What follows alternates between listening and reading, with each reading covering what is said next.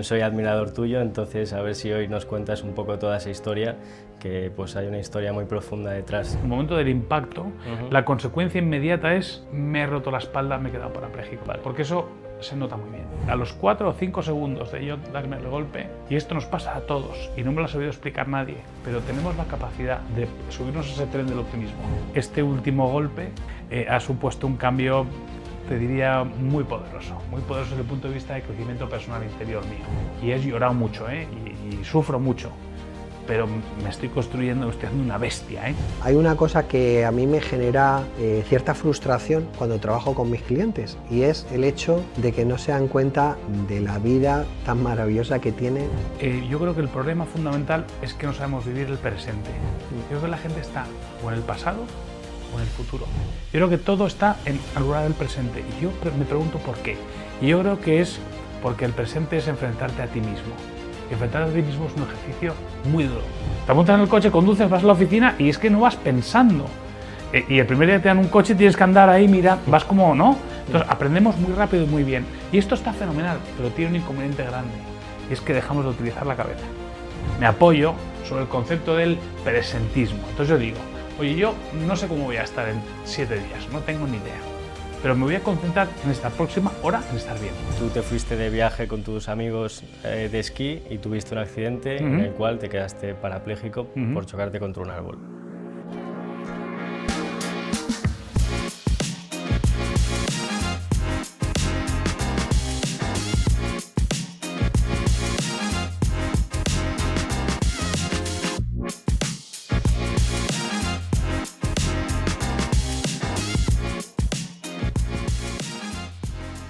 Bueno, chicos, pues aquí estamos en un nuevo podcast, un podcast muy especial, y estamos con Fernando de la Vega Seoane, ¿no? Fernando Vega de Seoane. Vega, ¿no? Vega no Seoane. de la Vega. De la Vega es un apellido que tiene una componente política por un lado y artística por otro, y ninguna de las dos. Pero no estás Vega de Seoane. Muy bien. Pues bueno, antes de nada, porque a Fernando aquí te pillo, aquí te mato, le hemos cogido aquí, nos han dejado IFEBI, aquí en las oficinas del Centro de Convenciones y de Ferias de Vigo. Y entonces Fernando ha venido hoy desde Madrid conduciendo, y según ha venido le hemos subido en el ascensor y le hemos dejado ahí. O sea que el hombre no lo hemos podido hacer. Yo no sé ni si ha comido. Como es tan correcto y tan educado, me ha dicho que no me preocupase, pero yo no sé si ha comido. En fin, yo estoy preocupado, angustiado, pero sobre todo lo que estoy es agradecido. O sea, así que antes de nada explícale qué hacemos, por qué hacemos este podcast, cuál es el objetivo. Vale, no sé si mi padre te habrá puesto algo en contexto o no. Cero, ¿tienes algo, sabes algo lo que hago o no? No, me ha pedido que estuviera aquí y estoy feliz, estoy encantado y súper agradecido, pero no sé a lo que vengo un poco a la aventura. Bueno, pues como no te ha dicho nada, te lo intentaré resumir muy breve. Yo estudié una carrera que se llama Lane, que no sé si conoces. No. Vale, pues se estudia en Madrid y es Liderazgo, Emprendimiento e Innovación. Y en esta carrera es práctica y nos mandan emprender de manera real, creando nuestros propios proyectos. Okay. Entonces, esto surgió como mi tío nos quería ayudar con nuestro proyecto universitario, que era de creación y gestión de podcast, y entonces contrataba nuestros servicios. Pero a día de hoy pues hemos sacado ya el proyecto de la universidad y esto lo hacemos por nuestra cuenta en nuestro tiempo pues libre. Felicidades. Muchas gracias. Y entonces eso, surgió así, nos quería ayudar y mi tío pues imparte cursos y programas, entonces quería dar a conocer su marca personal y el programa en sí, y entonces también le sirve para crear contenido audiovisual y publicitarse, etc. Qué bien. Te tenemos aquí, pues primero porque conoces a mi padre, nos ha dicho cosas fantásticas de ti, y entonces pues queremos descubrir un poco más eso y que nos cuentes tú qué tal todo. Muy bien, fenomenal. Yo creo que ya sí sé qué es lo que estudias en Madrid, yo creo que ya te tengo identificado. Tengo un sobrino que creo que lo ha hecho también, ¿Sí? O está terminando o ha terminado. En Madrid también. En Madrid también, sí, me suena. Te felicito por tu iniciativa, a Gracias. ti y a tu tío ya, por supuesto, pues soy un gran admirador de la familia, coincido con tu padre en un programa de formación que estamos haciendo ahora de alta dirección, y la verdad es que soy un absoluto admirador de vuestra familia, de vuestro talento y muchísimo más de este proyecto. Bueno, yo por lo poco que he podido escuchar tuyo de momento, que me he visto algún podcast y he hecho un poco de background, también soy admirador tuyo, entonces a ver si hoy nos cuentas un poco toda esa historia, que pues hay una historia muy profunda detrás de todo esto. Sí, hay una historia de te diría, de autoconocimiento, ¿no? Yo creo que después del accidente que tuve el 22 de enero del 22, que tuve un accidente esquiando, cuya consecuencia directa fue quedarme en silla de ruedas, esto me ha servido para conocerme un poquito más. En la hoja de la vida, en la hoja de ruta de la vida de cada uno de nosotros, uno, lo hablaba antes con Guillermo, ¿no? Vamos aprendiendo, ¿no? A medida que va pasando el tiempo, este aprendizaje lo que va haciendo es construyendo más esa persona potencial que tenemos dentro, ¿no? Y yo soy un absoluto convencido de que las cosas que te vienen en la vida cuando has intentado ser tu mejor versión son porque son necesarias y son exactamente ese camino que construye a la persona. Y yo reconozco que este último golpe, el del 22 de enero del 22, ha supuesto un cambio, te diría, muy poderoso desde el punto de vista de crecimiento personal interior mío. Hola, ¿qué tal? ¿Cómo estáis? Como de costumbre en el podcast hacemos una pequeña pausa para explicar que el 100% de los beneficios que se obtengan gracias a la venta del merchandising que tenemos, es decir, el polo, la camiseta, la gorra, la bolsa y las tazas que hemos añadido hace poco, irán destinados a la Asociación Española contra el Cáncer.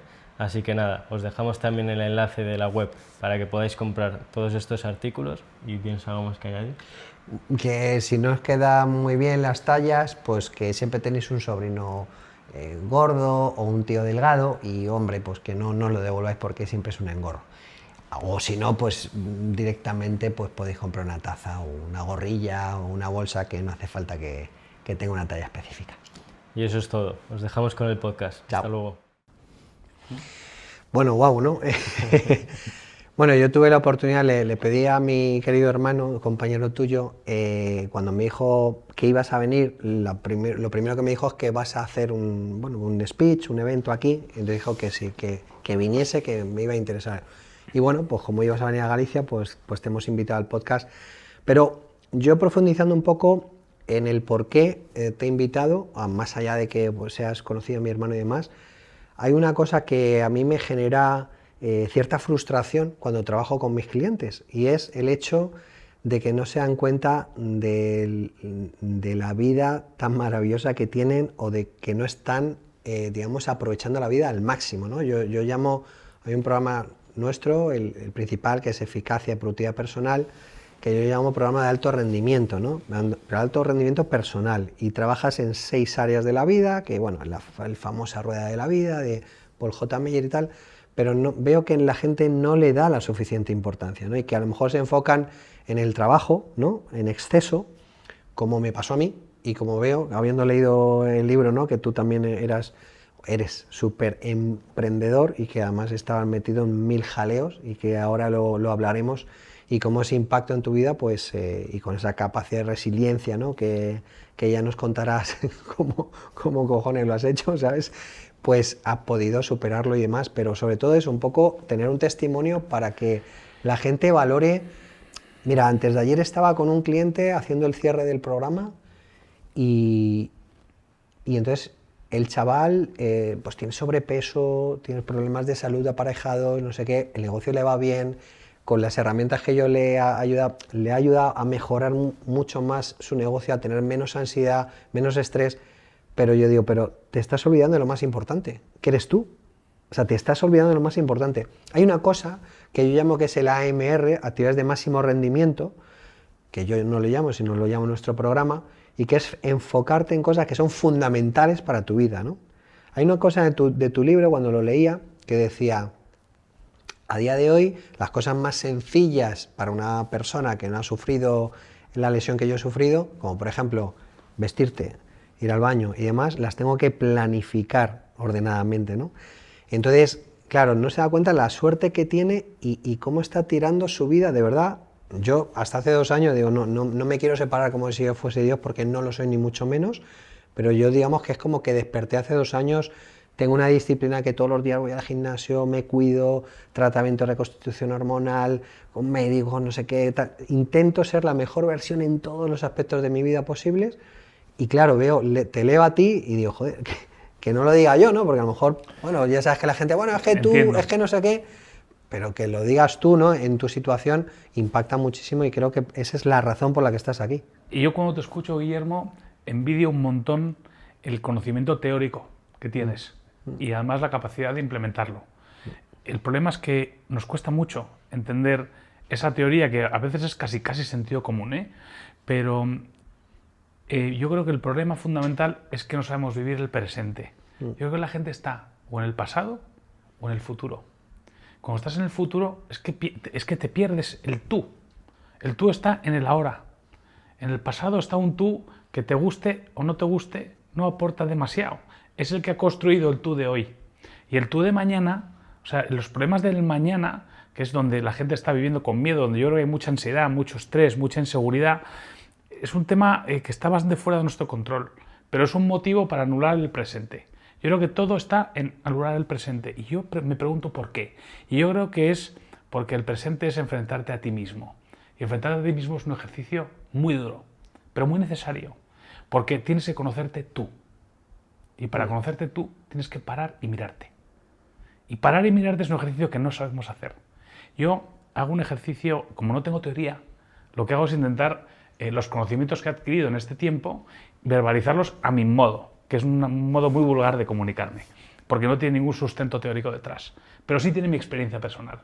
Y yo creo que esta tiene mucho valor, porque yo, como tú bien has dicho, en el Hospital de Valdebrón de Barcelona, llevaba una semana sin pisar un cuarto de baño porque estaba en una UCI. Estaba en una UCI sin poderme mover, con un colchón de plástico, con una habitación orientada al oeste. Me daba todo el sol de la tarde, con una persiana estropeada que no me arreglaron. Fíjate qué estupidez, arreglar una persiana. Entonces tenía de 2 o 3 de la tarde a 7 de la tarde, en ese invierno tardío, todo el sol de cara. Sin poderme mover, sin poderme proteger, y eso tiene 2 lecturas. Puedes o enfadarte y cabrearte porque no te cambia el tal, o resignarte y decir, mira, por lo menos estoy al solecito aquí tumbado. Y entonces, después de 7 días así, que sudas mucho, que no tienes capacidad de tener una higiene básica es lavarte los dientes. Cuando paso a planta a los 11 días y consigo, a través de un colombiano, porque cuando yo me rompí la espalda, recordad que había COVID todavía, y no se podía entrar, no había mucha liquidez entrando y saliendo de los hospitales, pero este colombiano me consiguió pasta de dientes, desodorante, cuchilla de afeitar, espuma de afeitar buena, porque yo soy de piel sensible, y me afeité y me lavé los dientes. Tuve una sensación de frescura y de renovación que dije, tengo que regalarme todos los días 25 segundos de lavarme los dientes. Y eso, la única forma de hacerlo, lo puedes hacer en coma, que es como hacemos todo. O sea, estamos como en coma, vamos como una especie de... Somos autómatas. Autómatas total, porque además aprendemos muy bien el automatismo. Y esto, para que la gente lo entienda, es muy sencillo. Lávate los dientes con la otra mano. Tienes que empezar a pensar en la biomecánica de ese movimiento. Con esta no piensas nada. Te montas en el coche, conduces, vas a la oficina y es que no vas pensando. Y el primer día te dan un coche y tienes que andar ahí, mira, vas como, ¿no? Entonces aprendemos muy rápido y muy bien. Y esto está fenomenal, pero tiene un inconveniente grande. Y es que dejamos de utilizar la cabeza.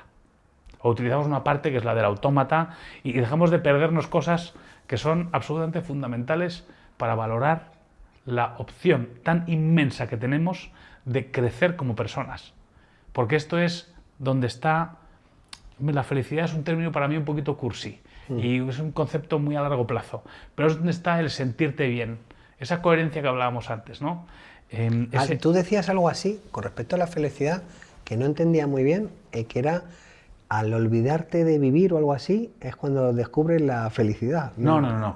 Yo sé si es que lo entendí mal. Yo sustento, o sea, me apoyo sobre el concepto del presentismo. Entonces yo digo, oye, yo no sé cómo voy a estar en 7 días, no tengo ni idea. Pero me voy a concentrar en esta próxima hora en estar bien. Ahí es por lo que dices lo de olvidar. En esta hora, en los siguientes 60 minutos, esos sí tengo capacidad de controlarlos. Oye, estoy en un podcast, en un sitio súper chulo, estoy en Vigo, tengo un montón de motivos para estar enfadado, porque estoy en silla de ruedas. Pero prefiero decir, esta próxima hora me voy a olvidar de mi silla de ruedas, me voy a centrar en estos 2 cracks y en este ratito de intentar compartir una experiencia personal y que pueda ayudar a los demás, ¿no? Entonces, en la próxima hora sé que voy a estar bien. Por tanto, ya desconecto. Sé que voy a estar bien. Y lo que hago es disfrutarlo. Y cuando acabe la hora, empieza la siguiente hora. Pongo el crono a 0 y entonces ocurre una cosa muy curiosa. Al principio cuesta un poco, porque ese enano que tenemos dando guerra, ese irracional, es muy poderoso, se mete entre medias y no quiere que estés en una hora bien. Quiere molestarte. Y eres tú mismo, ¿eh? Eres tú mismo con esa parte irracional porque tiene una fuerza brutal. Pero cuando lo estás haciendo durante varios días, que al principio cuesta un poco, la gente va a decir, jo, esto no hay que lo aguante. Digo, ya, ten paciencia, es como todo. Es como la primera semana de gimnasio, agujetas, lo mismo. El régimen es lo mismo, igual. Pero cuando consigues pasar los primeros 20, 21, 22 días, empiezas a saber el mismo automatismo que lavarte los dientes. Entonces no cuesta nada estar bien. Es más, lo estás buscando inconscientemente. Y entonces el mono ese que tenemos aquí dando guerra empieza a hacer menos ruido. Y entonces pasa una cosa muy, muy poderosa. Y es que, como ya has resuelto el problema de estar bien, empiezas a querer estar mejor. Y para eso estar mejor, tienes que ir dentro de ti y buscar qué es lo que está molestando. Entonces entras con fuerza, entras con confianza. Y es durísimo, Mirarse uno mismo y encontrarse y las debilidades de uno es durísimo. Pero es precioso encontrarlas y trabajarlas y notar que cada día estás un poquito mejor. Esto es... Es que todo está en la mente, es que al final todo está en la mente, ¿no? Pues eso, la superación de hitos, el techo que todos nos ponemos, o sea, está todo en la mente, ¿no? Es que pues debe de ser. Esa es la ansiedad y la frustración, entre comillas, que siento cuando la gente, no sé, el otro día pues hablaba con otro chico que decía, no, yo es que sé que me voy a morir como mi padre, ¿no? Y decía, joder, es que te estás proyectando auténticamente. Se va a morir como su padre, seguro. Seguro, 100%, ¿no? Y te juro que me helaba porque digo, no sé cómo explicártelo para que tú no te creas que soy un tarotista, que te vas a morir seguro, Guillermo, o sea, porque te estás proyectando. Tú sabes lo que hago yo. Yo le digo a la gente, no me creas, no me escuches. O escucha, capta y pruébalo. Y luego decide. Pero prueba lo que yo he probado que me ha funcionado. Pruébalo. Sí. No me creas. Si desde que nacimos hasta hoy nos dicen, cree en Dios, en no sé cuánto. No, que no me creas. Prueba. Pruébalo. Y di, oye, esta semana voy a pensar. Yo lo hago mucho y es flipante, es brutal la conexión que hay. Voy a pensar en un amigo que hace mucho tiempo que no veo y voy a desearle que a ver si nos vemos pronto.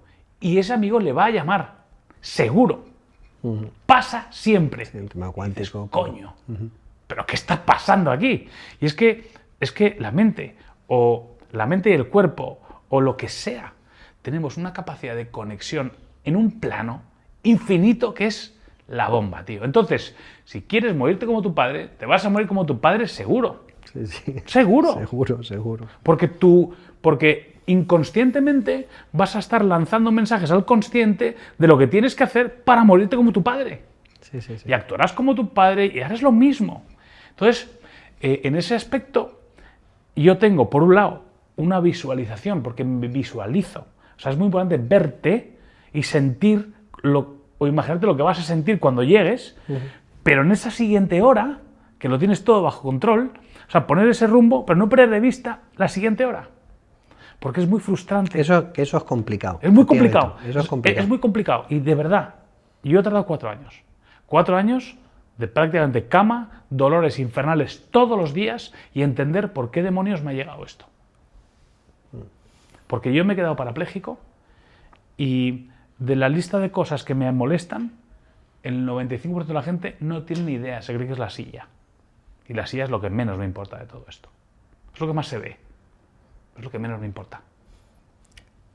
Porque al final, digamos, los colaterales que tiene una lesión como la mía, donde hay dolor, mucho dolor, todos los días, además en la parte inhibida, donde hay muchas dificultades de cosas muy básicas y muy primarias, que no se ven, que las sufren en mi casa, sobre todo mi mujer, donde hay mucho silencio, muchos ratos de soledad, de estar solo, ya sea hospitalario, ya sea por no hacer planes con tus amigos, planes que hacías antes. Pues todo eso al final lo he convertido en una especie de sala de alto rendimiento de encontrarme yo. Y he llorado mucho, y sufro mucho, pero me estoy haciendo una bestia, Me estoy haciendo una bestia, os prometo, una bestia que la palabra miedo no la entiendo. Y algunos dicen que hay que tener miedo porque tal, digo, miedo no. Cuando uno hace las cosas bien y cuando además tiene experiencia y madurez, no hay que tener miedo. Si lo que te venga es porque tiene que venirte. Tranquilidad, ¿no? Arriesga. Hombre, si estás haciendo el bobo, pues hombre, tener un poquito de miedo te va a evitar el radar. Sí, pero si vas a 120, es que no tiene ningún... O sea, no cabe. ¿No? Entonces estoy en esa página. En esa página de absoluta confianza de que estoy haciendo las cosas bien, esa coherencia entre el corazón y la mente, que es una coherencia muy difícil, que cuesta mucho, hay que trabajarla mucho y absolutamente convencido de que... Mira, para llegar a ello, ¿de qué profesión estás servido? ¿Podrías decir alguno que te haya hecho de... Sí. Me han despertado campanas Simon Sinek, que es un chico británico. Sí. Me ha despertado campanas Mario Alonso Puig. Me ha despertado campanas un yankee que se llama... me va a venir. Joe Dispenza. Sí, hombre, no lo conozco. Este me ha despertado, vamos, me he leído 3 tarugos. Bueno, conozco el libro, me he leído 3 tarugos así, que me los he leído los 3, ¿eh? Sí. Y él te advierte, en los 3 libros te dice, te voy a repetir muchas veces lo mismo, pero para que te enteres. Y son libros de 300 páginas con letra pequeña, densos, que dice lo mismo muchas veces. Pero es que es necesario. Pero le he comprado el artículo, se lo he comprado. A mi manera, porque yo no me voy a formar en ese área. A lo mejor debería, pero de momento estoy aterrizando todo lo que he leído. Sí, para tu beneficio, ¿no? Sin duda. Y muchas cosas que dices suenan a la locura auténtica, ¿eh? Sí. Porque es verdad que nos han enseñado otra metodología. Suena a la locura, pero... Yo me leí el de Gente Extraordinaria, ¿no? Él tiene Breaking the Habit of Being Yourself, que es deja de ser tú mismo. Sí. Becoming Supernatural. Yo creo que es ese, Becoming Supernatural. Y luego hay otro que es... Que en español es Gente Extraordinaria. You are the placebo, eres tu placebo. Son los 3 libros que tiene. Y son 3 tarugos idénticos, ¿eh? Repite lo mismo, en uno, en otro y en otro. Y luego él me ha llevado al mundo de la meditación, que suena un poco raro, ¿eh? Y no quiero que la gente lo confunda. No, yo hago meditación. Ya sé que tú, y eres un profesional. Sí, pero sí es cierto que la gente le choca... La gente piensa y dice, yogi, ya está. Sí. ¿No? Te falta un poquito que te vean así sentado, ¿no? Sí. Y yo le digo, no medites, pero busca un sitio de silencio y solamente respira. Y para la cabeza, párala. Es muy jodido, ¿eh? La quietud, ¿no? La quietud, párala. No vas a poder. Ni de coña. Vas a poder 3 segundos. Muy difícil. 3 segundos. Pero entrénalo. A ver si llegas a 1 minuto. Y cuando llegas a 1 minuto, el corazón te va a empezar a hablar. Y vas a ver qué bestia lo que hay ahí, tío. Es una caja. Abres una caja y dices, ay, Dios mío, lo que hay aquí dentro, tío. Impresionante. Qué interesante. Fernando, comentabas el otro día en el podcast que me vi con el Mago More. Bueno, para todas las personas que no te conozcan, hago una breve descripción de la historia. Luego tú, si quieres, te puedes meter más en detalle, pero básicamente tú te fuiste de viaje con tus amigos de esquí y tuviste un accidente en el cual te quedaste parapléjico por chocarte contra un árbol. Entonces, en este podcast comentabas que justo en el momento en el que te chocaste contra el árbol, comentabas los pensamientos que se te vinieron por la cabeza, ¿no? Muy bien. Y el primero, pues era como de qué ha pasado, de sorprendimiento y de pensar qué se venía, ¿no? Después, durante tus años, porque tú ya sabías que te imaginabas lo que había pasado o quizás... Bueno, yo cuando tengo el impacto, el momento del impacto, la consecuencia inmediata es me he roto la espalda, me he quedado parapléjico. Vale. Porque eso se nota muy bien. Justo. O sea, hay varias cosas que se notan muy bien. Y esta es una de ellas. O sea, no necesitas que te diga un médico, que te haga un médico un diagnóstico. Yo no perdí la conciencia en ningún momento. Y lo mío fue muy específico, porque normalmente la gente viene de... Las lesiones medulares se producen o en accidentes de tráfico traumáticos, o en caídas de piscinas, o sea, situaciones complejas. Y esta era esquiando, haciendo un deporte normal, absolutamente en un entorno de prudencia y de absoluto riesgo cero. Y entonces me doy el golpe contra el árbol y noto que me he quedado parapléjico. Entonces la primera sensación es de incertidumbre. Claro, y yo te quiero preguntar por la segunda, porque la segunda, tú dices que ya, o sea, justo al minuto ya estabas pensando en lo bueno o las cosas buenas. Al minuto estaba ya descontando cómo iba a hacer mi vida laboral a partir de entonces, ¿no? O mi vida personal. A los 4 o 5 segundos de yo darme el golpe, y esto nos pasa a todos, y no me lo ha sabido explicar nadie, pero tenemos la capacidad dentro de subirnos a ese tren del optimismo. Siempre. Pase lo que te pase. Tenemos esa capacidad. Y yo la tomé. Y la tomé con determinación. O sea, a mí me llegó una oscuridad enorme. ¿Tenemos esa capacidad o no? O sea, tú decides, ¿no? La tenemos. Otra cosa es que tú decidas no subirte. Claro. Pero el tren te va a pasar. Sí. El tren pasa, ¿eh? Te pasa uno para allá y otro para allá. Y tú eliges en el que te quieres subir. ¿Qué es lo que le digo yo a la gente? Digo, coño, si puedes ver en positivo, ¿por qué lo ves en negativo? Claro. Si cuesta lo mismo. Lo mismo. Digo, joder, exactamente súbete igual. aquí, ¿no? Exactamente igual. Pero tenemos una tendencia a buscar el daño, y a buscar la culpa, y a buscar el... ¿no? Entonces, yo dije, mira, esto ha llegado, sonrisa, tío, que me saquen de aquí pitando y a empezar a pasar etapas. Esto es lo que yo quería. Habiendo descontado ya que me había quedado en silla de ruedas. Porque eso lo notas perfectamente. Luego, si queréis, si tenemos tiempo, podemos hablar de lo que piensa uno de la regeneración y de la capacidad individual de estar mejor y todo esto, ¿no? Pero en aquel momento yo dije, me he quedado paralítico, que me saquen de aquí, pero con muy buen tono y muy buen...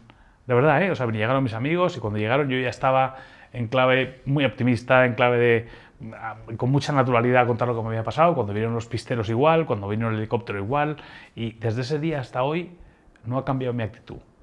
Me decían en el hospital, no, es que estás en el high. El high no sé qué es. Debe ser un rush que tengamos de endorfinas o lo que sea, ¿no? Que también lo tuve, o también lo debí tener, por un dolor no recuerdo. O sea, supongo que cuando el cuerpo se protege de todo, ¿no? Y dices, voy a salvaguardar la vida, que es lo importante. Entonces me voy al corazón, a la cabeza, a los pulmones, y me olvido de lo que ya he perdido, ¿no? Entonces, pero emocionalmente yo estaba muy positivo. Es verdad que soy una persona optimista por definición, y es verdad que soy una persona que siempre ve el vaso lleno, siempre. Pero porque es una decisión probablemente que yo tengo genética, pero yo también podría haber elegido un montón de veces en mi vida tomar el tren del otro lado. Y recuerdo un montón de episodios en mi vida en los que me ha pasado esto, ¿no?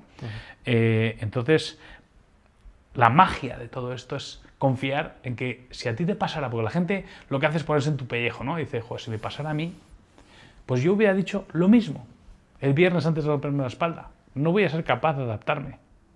Yo lo hubiera dicho. Porque tenemos una capacidad brutal de hacer un mal diagnóstico de nuestra capacidad de adaptación. Y estamos tan bien hechos que nos podemos adaptar a todo. Y hay un montón de ejemplos en la historia, en la vida reconocida, escrita y gráficamente demostrable, donde el ser humano ha pasado situaciones que no te puedes ni imaginar. Bueno, hace 45 años se cayó un avión en los Andes y estuvieron 16 tíos conviviendo sin agua, sin comida, sin esperanza. Oye, 74 días. Y ahora nos dicen que este es un día a manzanas y no aguantamos, ¿eh? O un día, una semana sin fumar, el que fume dice, no, ni loco. No, perdona, estás perfectamente capacitado. Necesitas dos cosas, creértelo y hacerlo con determinación, nada más. La determinación es esencial. Es el único motor capaz de anular la debilidad que tenemos. Porque el que diga, por ejemplo, en el caso del fumar, ¿no? Llevo 2 días sin fumar, llevo 3 días sin fumar, no vas a caer. Como vayas apuntando los días que llevas sin fumar, el día de la debilidad caes. El que dice dejo de fumar porque dejo de fumar, ni habla del tema. Ni habla. Habla si le preguntas, ¿sabes? Ahí está la diferencia, ¿no? Entre hacer las cosas con determinación o no. Y eso para mí es la píldora fundamental de la evolución, ¿no? Hacer las cosas con convencimiento y determinación. Mira, la verdad es que nos harían falta 4 podcasts, pero bueno. El otro día entrevistábamos al doctor Cañadas y él tiene una saga de libros que es Tu esencia divina y Plan almático. Él habla del plan almático tal, y te he leído en el libro un poco como que has descubierto un poco el propósito, ¿no? De tu vida y que en gran parte pues este libro lo que dices es a ver si puede ayudar a otros, ¿no? Hay 2 cosas que te quería preguntar. Una de ellas es cómo estás ayudando a otros, o sea, concretamente, aunque evidentemente contando tu historia ya lo haces, es una redundancia, pero por si acaso nos puedes explicar cómo para que la gente lo vea o le ayude, por supuesto. Y 2, cuando tú estuviste en Toledo, ¿vale? ¿Hay alguna necesidad que has detectado en Toledo o digamos en tu recuperación, en los útiles y demás, algo que necesite la gente, que haga falta ponerle altavoz? Vale. Empezamos por el libro. El libro es un perdón, una dedicatoria y un ejercicio de reconocimiento. Es abrir la caja de la verdad y vaciarla. Este es un ejercicio difícil. O sea, el que haya leído mi libro va a leer cosas que normalmente la gente no cuenta. Cosas de individuales y colectivas, cosas de mi familia, de mi núcleo familiar, que son cosas muy delicadas, ¿no? Y cosas de mi vida empresarial, que no necesariamente son de éxito. Al revés, todo lo contrario. son el motivo por el cual yo he tenido un episodio en mi vida muy complicado que superamos en la unidad familiar y que digamos, ha ido construyendo a esa persona, y cuando le llega el accidente del esquí está muy preparada para ese accidente. Porque a mí eso me llega en otro momento de la vida y a lo mejor mi comportamiento es otro, ¿no? Entonces, ¿cómo ayudo a los demás?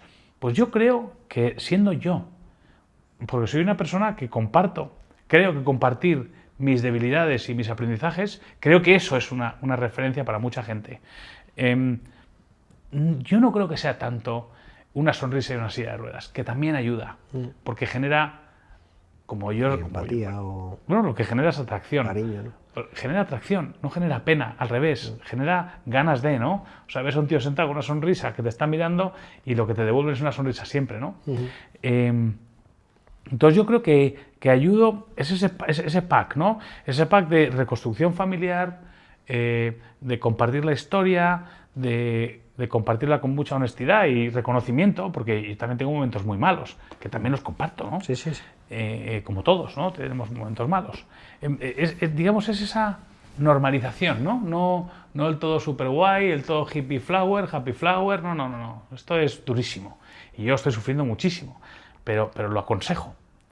Porque como todos los compromisos, ejercicios, sufrimientos que tienes en la vida, todos tienen una recompensa muy potente. Lo que es que se nos olvida, tendemos a olvidarlos. Pero uno mira hacia atrás y todos nosotros tenemos en algún momento de nuestra vida algún episodio que ha sido duro, que nos ha hecho sufrir, pero nos ha hecho crecer, ¿no? Entonces, yo creo que eso alimenta mucho la esperanza de la gente. Yo creo que la gente está muy desesperanzada, está triste, está con miedo, está con poco apego al momento, con poco apego a la vida, con poco apego a lo básico, ¿no? A lo que es el origen de todo esto, ¿no? Y yo creo que eso es el motivo por el cual está teniendo un impacto muy positivo en la gente. Luego, con respecto a Toledo, que es un sitio maravilloso, es un sitio donde entiendes perfectamente que se ha desarrollado una fórmula para atender una lesión que es muy complicada. La lesión medular tiene unos efectos colaterales muy complicados y riega mucho, ¿no? O sea, todas las enfermedades, esto no es una enfermedad, esto es una lesión, pero como todas las enfermedades riegan, esta riega mucho, muy poderoso, se ve un montón y además es para toda la vida. En principio es para toda la vida, ¿no? Entonces, en Toledo tuve una experiencia muy positiva, pero sí quiero comentarte, porque creo que tiene mucha capilaridad a todo el mundo. En Toledo eché de menos la capacidad de escucha. El ser humano no sabe escuchar. El ser humano oye, pero no escucha. Y te voy a poner un ejemplo muy concreto. Cuando llegué a Toledo, yo llevaba más o menos un mes, no tanto, 25 26 días de lesión medular hospitalizado. Y yo ya empezaba a entender cuáles iban a ser mis problemas. Porque aunque estaba ahí todo monitorizado, pues tenía una sonda puesta todo el rato. La cañería 2 no me funcionaba. Para pasarme de un antídoto necesitaba ayuda. Y empecé a visualizar a ver cuáles iban a ser mis hándicaps, ¿no? Mis problemas de vida. Y cuando llegué a Toledo, me apunté a un programa de investigación. Porque aquello es una cuna, es una cantera muy buena para hacer proyectos de investigación. Y entonces me hicieron un proyecto de células madre en la médula espinal, ¿no? Y yo preguntaba, ¿pero esto para qué? Hombre, esto es para que vuelvas a andar. Y yo, bueno, andar está muy bien, pero es que hay otras cosas que seguro que tienen solución más fácil. Por ejemplo, los diabéticos hoy tienen un dispositivo cutáneo, o será un pelito que entra a un vaso sanguíneo, y con una aplicación en el móvil saben perfectamente cómo está su nivel de azúcar. Es más, pueden comer y será el móvil que te diga, para, porque se te está yendo la olla con el azúcar. Entonces coges el lapicito y te pinchas. Pues yo decía, oye, pues igual que hay un dispositivo que tiene capacidad de hacer una analítica de sangre en cada nanosegundo, seguramente podremos ponerlo en algún sitio cerca de la vejiga, que conecte con la vejiga, ¿no? Y que nos diga cómo tengo el depósito de lleno. ¿Será eso más sencillo que poner a alguien a caminar? Yo entiendo que sí. Pero no, andar. Y yo, que no. La cañería 1.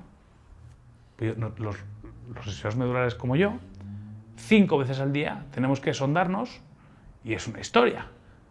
O sea, tampoco es el fin del mundo, ¿no? Pero no es lo de antes. Y yo decía, hombre, si me puede decir alguien cómo tengo el depósito, a lo mejor me ahorro 2 o 3 sondajes, ¿no? O puedo saber si tengo antes de tener un accidente, que tenemos accidentes. Y entonces, en ese sentido, eché de menos la escucha profunda, la escucha activa, la escucha honesta, ¿no? Tendemos a pensar que nosotros tenemos la solución del problema de los demás. Y el problema de los demás lo tiene cada uno la solución. Lo que hay que dar es el espacio y crear el entorno para que cada uno pueda expresarlo y tú hacer de oyente, no de doctor, ¿no? No de director general de la vida de todo el mundo, que es un poco lo que me pasaba a mí antes del accidente. ¿Hay alguna asociación con la que colabores?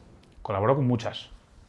También me he protegido un poco, porque las fundaciones y asociaciones relacionadas con cualquier tipo de discapacidad tienen gente muy activa necesitando pues ayudas, colaboraciones, y al final, si no pones un poquito el límite, acabas comprometiéndote con todas. Sí.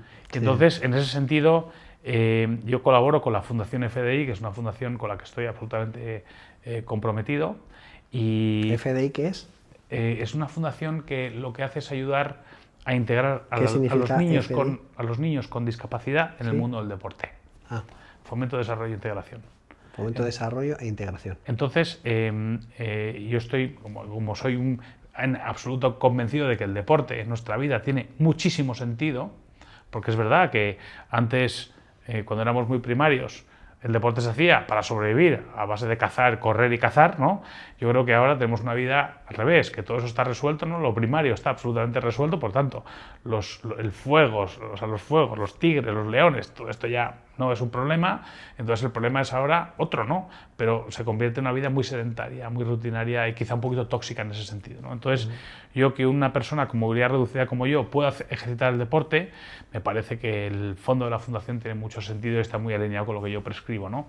Pero también colaboro con la fundación Lo que de verdad importa, que es una fundación que me encanta, muy trabajando en lo esencial, ¿no? En lo que es importante de verdad, ¿no? Para tener una vida más o menos plena, y luego cuando me llaman, pues normalmente voy, normalmente acudo, ¿no? Pero sí estoy muy comprometido con estas dos fundaciones. También he visto que eres campeón de España de golf, ¿puede ser? Sí, como hablábamos del deporte, está muy bien que lo saques.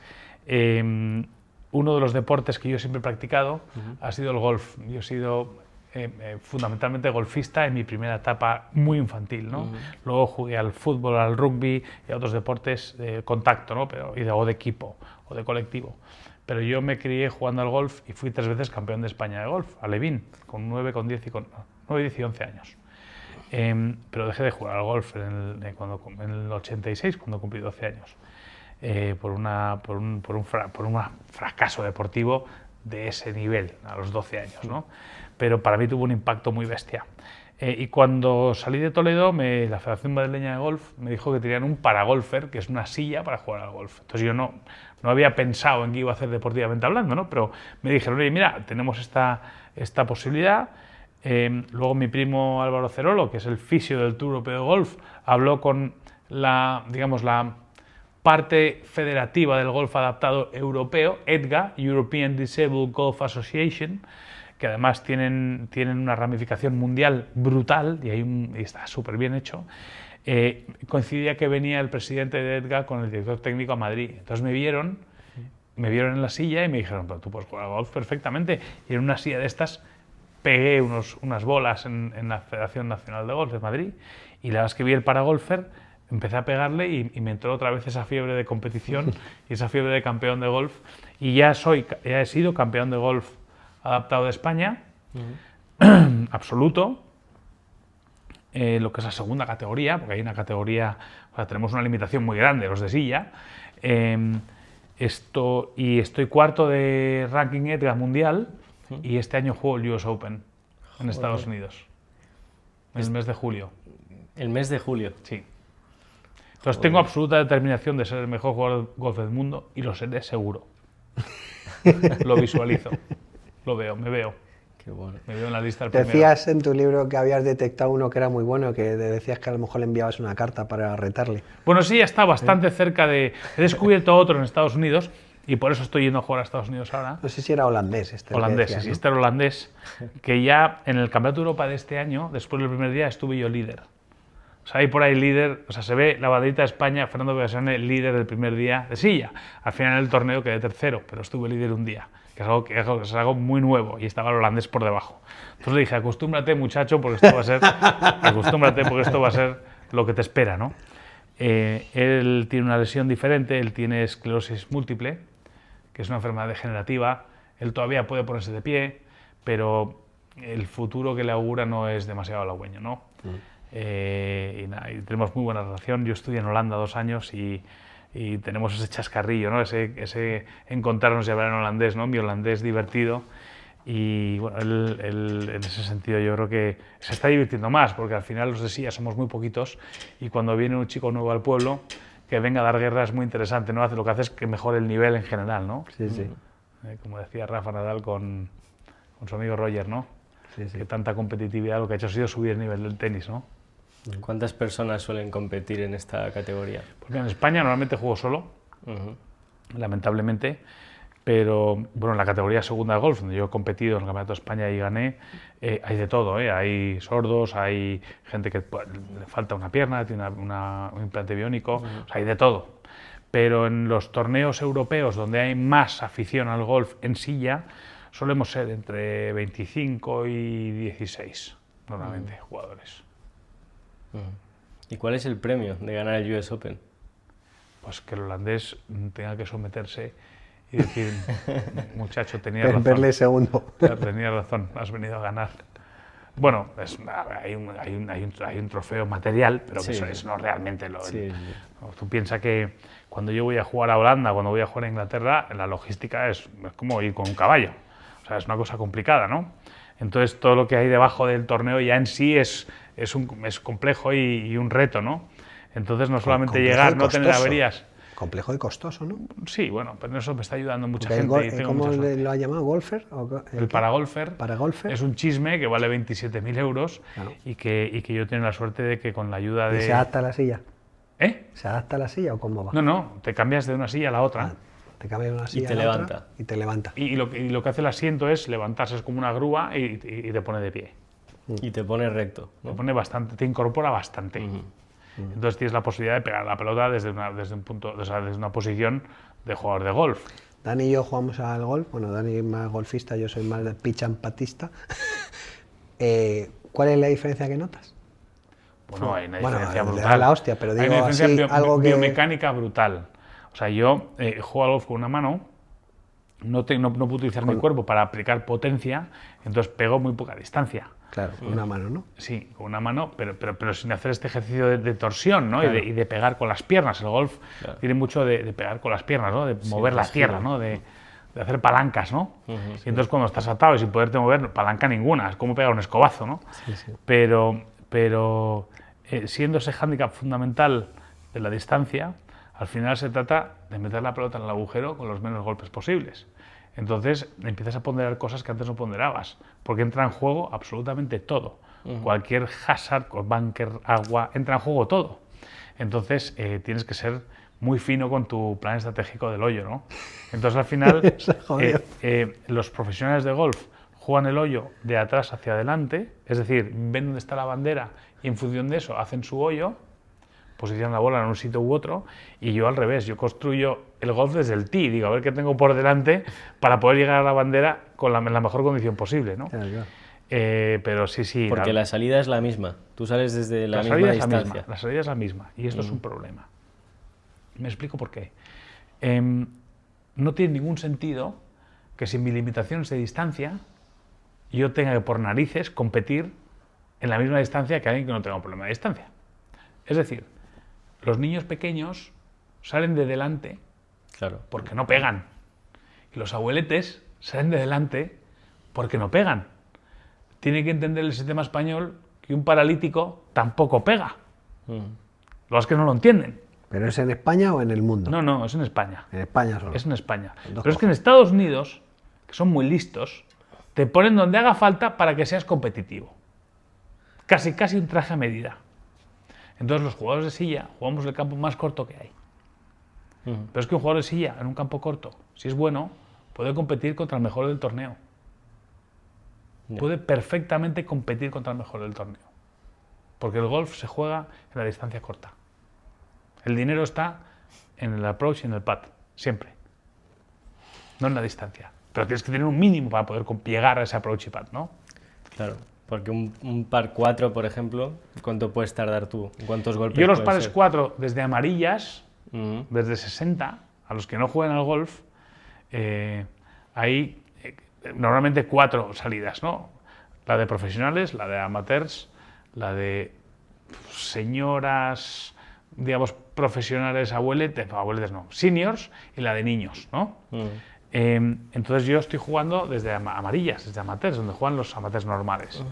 Entonces un par 4 para mí son 3 golpes antes de llegar a green, 100% de las veces.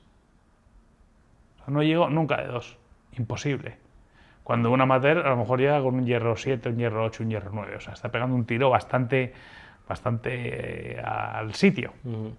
Yo la pego a la calle, pego un segundo golpe a posicionarla y desde el tercero ya empiezo a... Entonces voy con un golpe digamos, de desventaja. Ujú. Porque cuando salgo de rojas estoy en el mismo sitio que los amateurs saliendo de su sitio. O sea que de rojas sí estoy dispuesto a competir. Competiría. Sería muy bueno, de hecho. En verdad no es tanto, me esperaba que iban a ser bastantes más golpes, o sea, porque al final reduces muchísimo pero lo que... tú piensas que si un campo de amarilla son 6 kilómetros y de roja son 4 kilómetros y medio, estás hablando de 1,5 kilómetros de diferencia. Ujú. Si yo pego 120 metros, son 12 golpes. Es un huevo, es casi un golpe por hoyo. Ujú. O sea, un golpe en los pares 4 seguro, Sí, sí, sí. ¿sabes? Ujú. Entonces, sí es mucho, se nota un montón. Quiero decir que yo me esperaba que iba a ser más, porque yo, o sea, yo pensaba, al final en el golf, como tú bien dices, es todo el cambio de peso, el desgiro de caderas, y tú solo le das con el brazo, o sea, Sí. claro. Bueno, pero yo tengo, primero, estoy muy bien físicamente, tengo bastante tono y luego tengo muchos años de golf. Entonces yo le pego a la bola bien casi siempre. Y cuando le pegas en el centro del palo a la bola sale como un rocket, aunque seas un paralítico. Si la pegas bien, la bola tira, la bola vuela y la bola anda. Entonces yo pego 170 metros, 180 metros con un driver. Y un amateur pega 240. Y es que esa diferencia es la que hay de un día a otro. Sí, pega mucho más fuerte que yo. pero mucho más.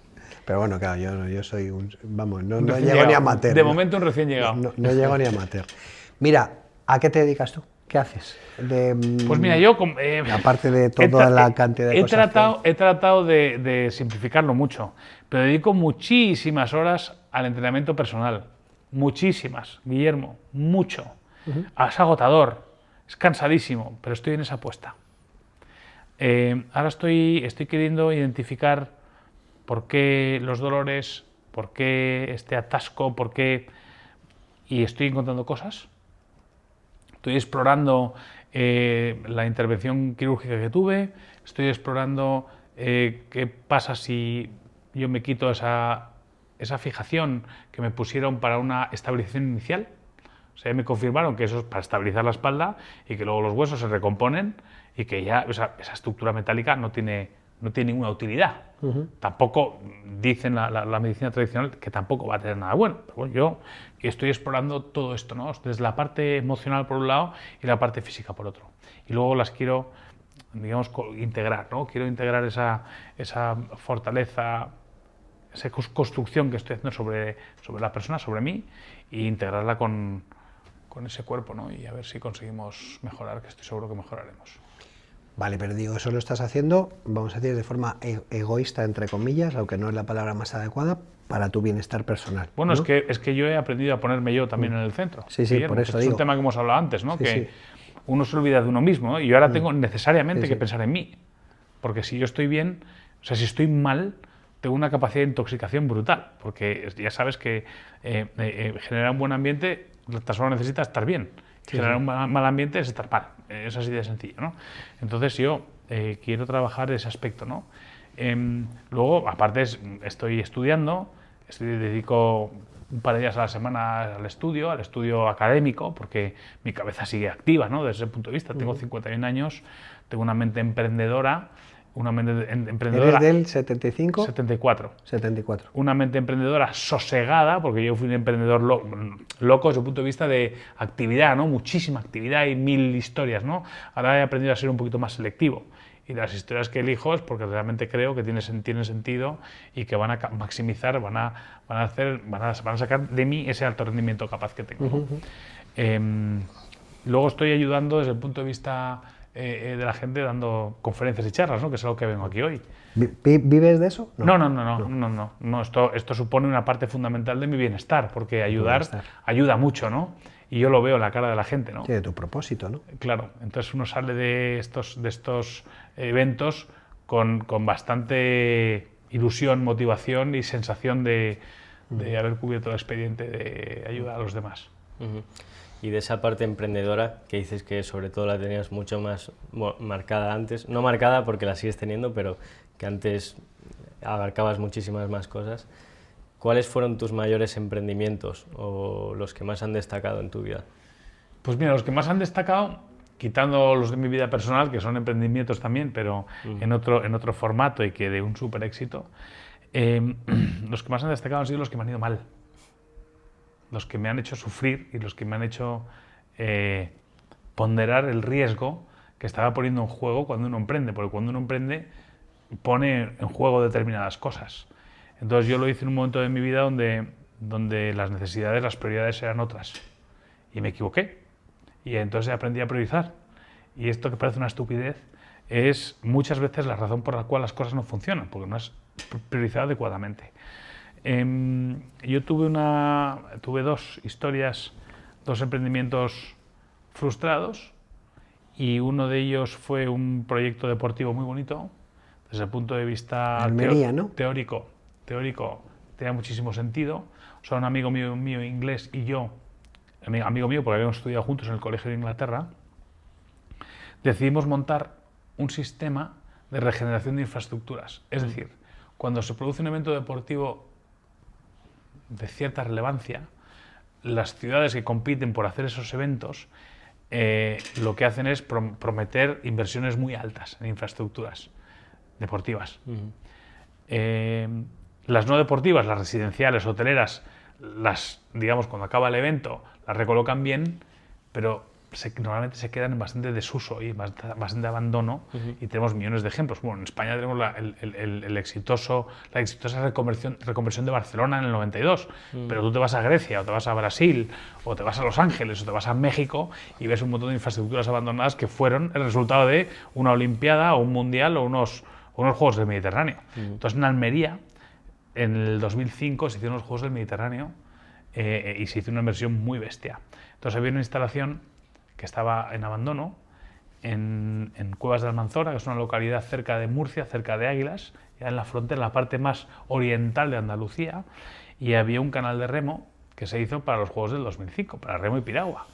Y claro, uno piensa desierto, Almería y agua y piensa en un milagro, ¿no? Y ahí había una lámina de 1,8 kilómetros con una pista de atletismo alrededor, y este amigo mío inglés y yo dijimos, bueno, pues si está el triatlón de moda y toda la gente quiere hacer triatlones, y el triatlón en Europa está pegando muy fuerte y tal, pues pongamos esto en el mapa, ¿no? Y nos fue muy bien, en el primer año nos fue muy bien, pero luego una serie de causas naturales, como una lluvia y un terremoto que hubo en Lorca en el año que estaba allí, fueron las claras señales de que aquello no tenía sentido, porque él tenía 3 hijos y yo tenía 5, él a 2 horas de vuelo y yo a 5 horas de coche, y estábamos de lunes a sábado ahí metidos 24 horas para sacar esto adelante, y nuestras familias completamente abandonadas. Entonces, claro, esto, cuando la carretera que daba acceso a la canal de remo se cayó por un desprendimiento de tierra, por unas lluvias muy fuertes, unas gotas frías que hubo muy fuertes en el 2011 o 12, ya no recuerdo bien, pues se imposibilitó el acceso a nuestra instalación. Entonces tuvimos que devolver y cancelar todas las reservas, por la gota fría fue en septiembre, y nosotros de octubre a diciembre estábamos llenos. Y tuvimos que devolver el dinero y cancelar a todos los clubes que venían a entrenar a nuestra instalación. Y esto fue el mensaje clarísimo de que aquello no tenía ningún sentido, era un despropósito, muy bonito, muy divertido, pero un despropósito cuando pasó eso, ¿no? Porque hasta que pasase eso fue bien. O sea, cuando hubo un terremoto, ¿no? Y una inundación, ¿no? Fue bien, Guillermo, pero aprendí... Un despropósito personal. Exactamente. ¿No? Aprendí que las cosas hay que conciliarlas. Ya. Y que uno no puede ir como un disparadero pegando tiros por ahí sin tener en cuenta lo que lleva detrás. Y lo que llevas detrás es muy esencial y da mucha estabilidad. Y no vale no contar con eso. Entonces, en esa evolución de Fernando Emprendedor no, o sea, tu sueño tiene que estar validado, compartido y entendido por lo que es tu pilar esencial, que es tu casa. No puedes largarte de tu casa con 5 niños a mayor de 7 años o de 8 años, largarte de ahí y decir, bueno, ahora vengo, voy a descubrir América. Mira, no, porque la consecuencia puede ser muy devastadora, ¿no? Entonces aprendí el concepto de la conciliación, el concepto de lo que es razonable y lo que no, porque en realidad una persona como yo, con una capacidad de dispersión tan grande, de repente se me ocurre un negocio en Polonia, que seguro que es negocio, pero irreconciliable con la situación personal. Entonces aprendí a este equilibrio, ¿no? A encontrar este equilibrio, lo que es razonable y lo que no. Fernando, yo también te quiero hacer una pregunta un poco personal, que es, ¿tú has sentido en algún momento, sobre todo justo después del accidente, impotencia desde el punto de vista de ser padre? Porque, no sé, me explico. ¿Qué va? Ha sido la bomba atómica. O sea, en mi casa, este accidente, ya lo dijo Bea, ¿eh? Ya lo dijo. Cuando yo llamé a Bea por teléfono desde el helicóptero, eso lo escuché en el ella podcast le dijo también. a mis hijos, le dijo, esto va a traer cosas muy buenas a la familia. Yo no sé de qué pasta está hecha mi mujer, o las mujeres, o las madres. Están hechas de una pasta diferente. Porque uno tiende a pensar que esa llamada telefónica va a tener un efecto devastador. Y Bea, que por alguna razón tenía sensaciones extrañas, cuando llegó ya sabía que algo iba a pasar. Y entonces, como es muy rápida, muy lista, dijo, vamos a poner esto en clave positiva, ¡ya!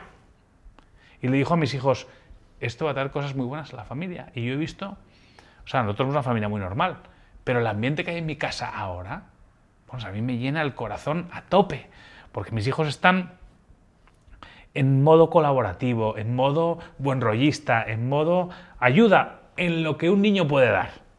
Pues los niños hemos sido depredadores del amor, del dinero, de la confianza, del tiempo de los padres, ¿no? Y ahora estoy empezando a recoger esto. Y me están dando mucha caridad, tiempo y gestos que a mí me enorgullecen, de verdad, y me hacen que haya merecido la pena todo el sufrimiento que sobre todo Bea en esa etapa tan dura de un niño desde que nace hasta que más o menos empieza a volar, 16 años. Claro, cuando tienes 5 niños, te pegas 15 o 16 años de tu vida en esa cápsula metida, ¿no? Que es comprometidísima, ¿no? Y en ese sentido, Bea ha hecho una labor que yo ahora estoy recogiendo, ¿no? ¿Qué edad tienen tus hijos y cómo se llaman? Pues mira, es muy fácil, porque el mayor nació en el 2000, o sea, va con el siglo, ¿no? Tiene 26 años y se llama Íñigo. La segunda se llama Casilda y es del 2001. O sea, que es Íñigo menos uno, es muy fácil. y vive y trabaja en Londres. El tercero se llama Beltrán y es del 2002, también fácil. Y este vive y trabaja en Dubái. Y yo creo que es de tu quinta, ¿no? ¿Tú de qué año eres? Yo soy del 2005. Ah, eres más pequeño entonces. Sí. Luego el cuarto, Bosco, es del 2006. Y la quinta, Genoveva, es del 2009. Y nada, son una piña, es divertidísimos. Ahí se ve una familia. La verdad es que yo estoy encantado. Y como padre, y cierro, que yo siempre he sido muy competitivo con mis hijos en lo deportivo. Yo le decía, solamente cuando me ganaban en la carrera de 100 metros, que era a los 14 años, los 14 ya me ganaban, pero hasta los 14 los machacaba vivos, ¿eh? Decía, eres un enano porque a mí hasta que no me ganes no has pasado la página, no has pasado la pantalla. Y la verdad es que ahora estoy en modo... A ver, vosotros, las generaciones nuevas, sois mucho mejores que nosotros. Y esto lo demuestra la evolución de la especie y la evolución de todo. O sea, los abuelos inventan poco. Inventan los chicos jóvenes que tienen capacidad de empuje. Entonces, en este sentido, yo me he puesto en ese modo, ¿no? En modo escucha y apoyo de mis hijos, ¿no? Porque vienen con preguntas muy interesantes y vienen con problemas, situaciones muy de persona mayor y a mí esto me encanta, ¿no? Yo les dejo su espacio, quiero verles brillar, quiero ayudarles en esa aventura de la vida, ¿no? Del despegue de casa y el desapego y el enfrentarse a los problemas ellos solos y estoy muy feliz de hacerlo, ¿no? Entiendo ese papel de consejero, ¿no? Más que de director, ¿no? De consejero. Yo he sido muy padre controlador, ¿no? Debes hacer esto. Pues yo me he pensado que los hijos, uno quiere que sean como eres tú, ¿no? Pero cuando van cogiendo una determinada edad, te da rabia que no sean tu mejor versión. Y eso es muy injusto para un hijo, porque si no lo eres tú, ¿cómo se lo vas a exigir a un hijo tuyo, ¿no? Y en el fondo lo estás exigiendo con ese comentario, con esa actitud, con esa... ¿no? Entonces yo he tirado la toalla. Yo creo que son mejores que yo, lo he dado por bueno, porque tienen la componente de Bea, que es mucho mejor que yo. O sea, no son yo, no son mi copia, no son mi clon, son un híbrido entre Bea y yo. Unos tienen más de Bea, otros más mía, pero esa combinación les hace mejores y me sorprendo con cómo deciden, cómo piensan, me gusta mucho. Hombre, yo estoy de acuerdo en lo que dices, ¿no? De los jóvenes, porque sí, lo veo igual, ¿eh? Al final sí me veo en mi sobrino, cuando yo vi que iba a hacer lo de la carrera de Lane y tal, aprender a emprender emprendiendo, me pareció maravilloso. Digo, joder, ojalá yo hubiese tenido eso en mi vida, ¿no? Pero yo me pongo a pensar, digo, joder, si yo hubiese hecho como mi sobrino, digo, no, yo no estaba así de preparado. Es que yo le veo y está infinitamente mucho mejor preparado que yo. Digo, joder, y yo me considero un tío listo y tal, o sea, no soy en plan, me fustigo, pero me veo y digo, joder, es que este tío estaba súper preparado, ¿no? Este sobrino, perdón, el tío soy yo. Sí. Digo, pero, o sea, que estoy de acuerdo en lo que dices, totalmente. Mira, una cuña, nosotros solemos hacer una pequeña cuña publicitaria del invitado que venga. ¿Hay algo que quieras? En tu vida, aparte, después del libro de Instagram y demás, has tenido un montón de publicidad y demás. O sea, nosotros ya sabes que somos un podcast humilde, pero digo, ¿algo que quieras potenciar, vender, decir? No, lo que quiero potenciar y vender es animar a la gente joven, como tú estás haciendo, como estáis haciendo, a ese emprendimiento. Yo siempre digo lo mismo, digo, tenéis la suerte de acceder a los armarios de vuestros padres, de vuestros abuelos, de vuestros... Antes la información no existía. Entonces, lo único que os falta es experiencia, ¿no? Haber pasado guerras, batallas. Porque tenéis la capacidad, tenéis el talento, tenéis el empuje, tenéis la idea, tenéis esa capacidad creativa, pero os falta la experiencia, que esto es en lo que se refugia el que tiene experiencia. Y dice, no, yo soy necesario porque yo sí tengo experiencia. Y digo, mira, no, amortízate porque no tienes nada que aportar.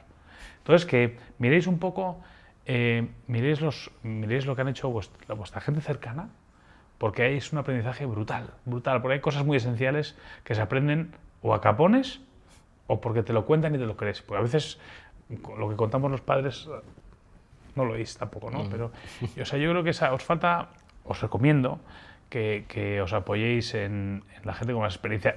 Y aquí es donde entra la cuña, y es que yo me ofrezco a ayudaros en lo que necesitéis. O sea, que me podéis llamar con total confianza cuando tengáis alguna duda que os pueda ayudar y lo haré encantado. Joder, pues muchas gracias, hombre. Muchas gracias, te lo agradecemos enormemente. Agradecemos muchísimo también el tiempo que nos has dispensado. Dentro de un par de horas tienes un speech, una charla, que estoy seguro que será un éxito y estamos en contacto. Encantadísimo. Muchísimas gracias a vosotros y enhorabuena. Muchas gracias. Muchas gracias. Hasta luego. Hasta luego, chicos. Hasta luego.